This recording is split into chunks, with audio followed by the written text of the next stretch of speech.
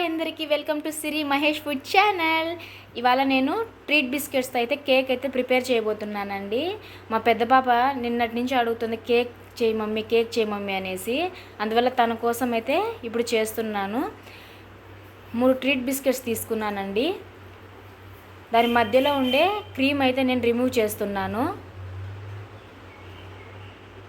ఇలా అన్నిటికీ క్రీమ్ అయితే సపరేట్ చేసుకోవాలి.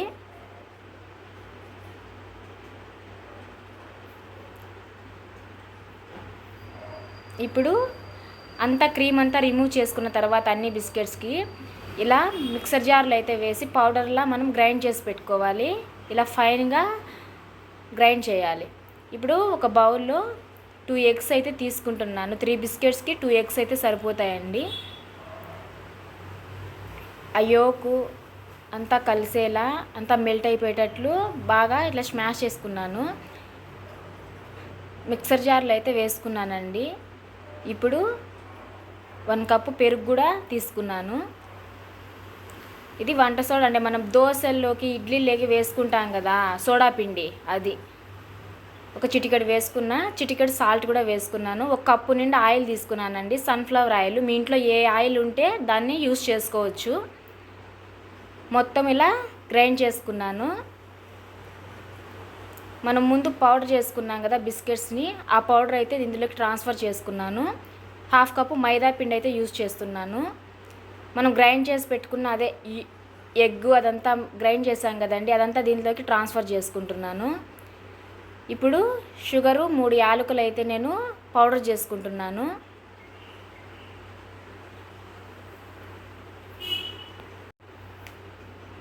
ఇలా మెత్తగా పౌడర్ చేసుకున్నానండి. దాన్ని కూడా ఇందులోకి ట్రాన్స్ఫర్ చేశాను. చాలా కష్టం అనుకుంటారండి, మనకి వెనిలా ఎసెన్స్ అవన్నీ ఇంట్లో లేకపోవచ్చు, సడన్గా ఉండవండి, మనం మార్కెట్ అందుబాటులో కూడా లేకపోవచ్చు. సో మనం ఓవెన్ లేకపోయినా వెనిలా ఎసెన్స్ లేకపోయినా ఇలా సింపుల్గా ఇంట్లో ఉండే వాటితో చాలా బాగా టేస్టీగా వచ్చే కేక్ అయితే మనము రెడీ చేసుకోవచ్చండి. ఇప్పుడు అంతా కలిపేసిన తర్వాత ఇలా ఈనోన్ కూడా యాడ్ చేశాను 1 ప్యాకెట్. ఇప్పుడు ఫైనల్గా ఫ్రెష్ మిల్క్ అయితే యాడ్ చేస్తున్నాను. ఒక చిన్న గ్లాస్తో పాలు అయితే యాడ్ చేస్తున్నానండి. మళ్ళీ మరోసారి మొత్తం కలిసేలా కలుపుకుంటున్నాను.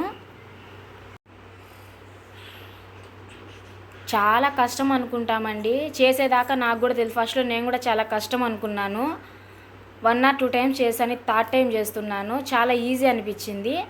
మనము కేక్ అంతా మనము దీంతో ట్రాన్స్ఫర్ చేసుకోకముందే ఇలా ఆయిల్ అప్లై చేసి కొంచెము మైదా పిండి కానీ గోధుమ పిండి కానీ ఇలా అప్లై చేసేసుకొని తర్వాత మనం ముందు కలిపి పెట్టుకున్న ఆ కేక్ అదంతా పేస్ట్ అంతా దాంట్లోకి యాడ్ చేసుకోవాలండి. ఇప్పుడు నేను ఓవెన్ లేకున్నా ఇలా స్టవ్ పైన చేస్తాను, ఇండక్షన్ స్టవ్ పైన. ఇలా వీడియోలో చూపించిన విధంగా అయితే పెడుతున్నానండి. అన్ని ప్లేట్స్ ఇలా అరేంజ్ చేసుకొని దాదాపు ఒక 30 మినిట్స్ అయితే సిమ్లోనే ఉడికించాలండి. 30 మినిట్స్ అయితే అయ్యింది. చెక్ చేస్తున్నాను ఇంకా మధ్యలో ఏమైనా పచ్చిగా ఉందా, ఉడికిందా లేదా అనేసి. ఉడికిపోయిందండి. చూడండి, నా హ్యాండ్కి కూడా ఏం టచ్ అవ్వట్లేదు, తడి అయితే, తేమ అయితే లేదు. మనం క్రీమ్ సపరేట్ చేసుకున్నాం కదా, వాటిని ఇలా హాట్ వాటర్తో అయితే మెల్ట్ చేసేస్తున్నాను. ఇప్పుడు అంతలోపు మనం ఈ కేక్ని అయితే రిమూవ్ చేద్దాము. వేరే ప్లేట్లోకి ట్రాన్స్ఫర్ చేస్తున్నాను.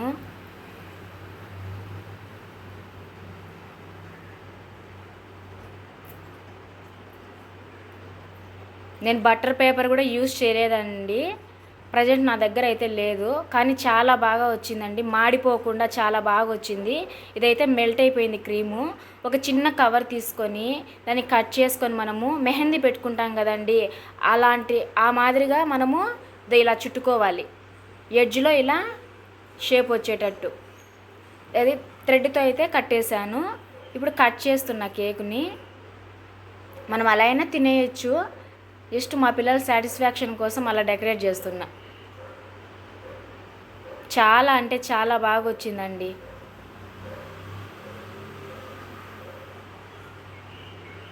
ఏదో సింపుల్గా అలా చేస్తున్నా. మా పెద్ద పాప చాలా ఆతృతగా చూస్తుంది ఎప్పుడెప్పుడు తినేయాలా అనేసి.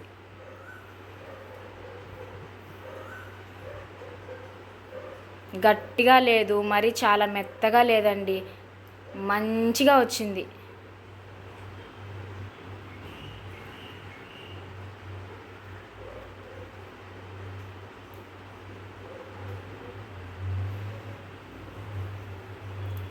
ఇంట్లో ఉండే వాటితో అలా సెట్ చేసేసాను, ఆల్మండ్స్తో అలా డెకరేట్ చేసేసాను. చూడండి ఎంత సాఫ్ట్గా ఉందంటే, నేను చూపిస్తున్నాను చూడండి, చాలా అంటే చాలా సాఫ్ట్ వచ్చింది, చాలా బాగుందండి అసలు. మీరు కూడా ట్రై చేసి మీ వాల్యుబుల్ ఫీడ్బ్యాక్ని కామెంట్ సెక్షన్లో నాకు అందజేయండి. మా పాప తినేస్తుంది, సూపర్ అని చెప్తుంది. సూపర్, చాలా బాగుంది గాయ్స్.